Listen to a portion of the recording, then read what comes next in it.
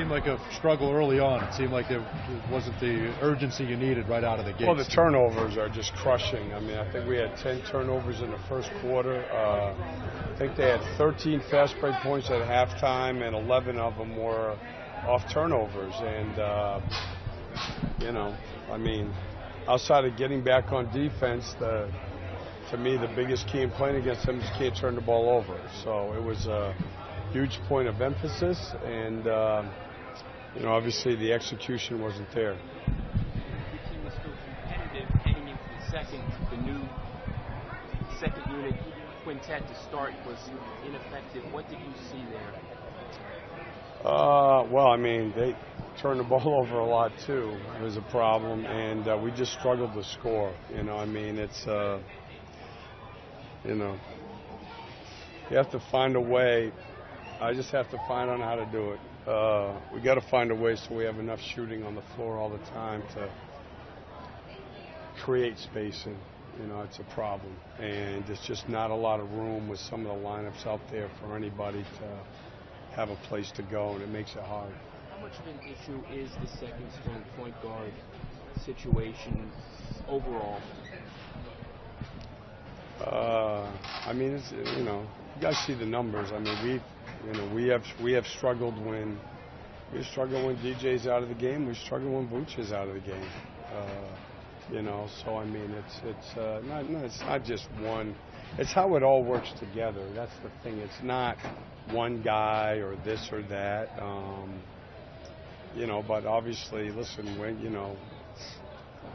when we go to the bench, and I got to keep finding different ways, but obviously we've tried a lot of different combinations, but it's an issue. Cliff, you've been through this before. How much is it about keeping the guys together and finding a way to muster points and not turn the ball over right now? Yeah, no, and I mean, listen, it's the same thing. Is that you've got to play in a way that you play consistently, and it starts with not beating yourself. The biggest thing is the year goes on, they go under. That's the biggest thing. Early in the year, the teams don't do that, so they're getting more. We're getting a lot of dare shots and stuff that you don't get, and that's got to be rectified because you got to be able to make shots. I mean, they're just not going to guard us until we do. What was the game plan to try to stop the backcourt of Field and Fox, to try to stop their fast breaks and the pace?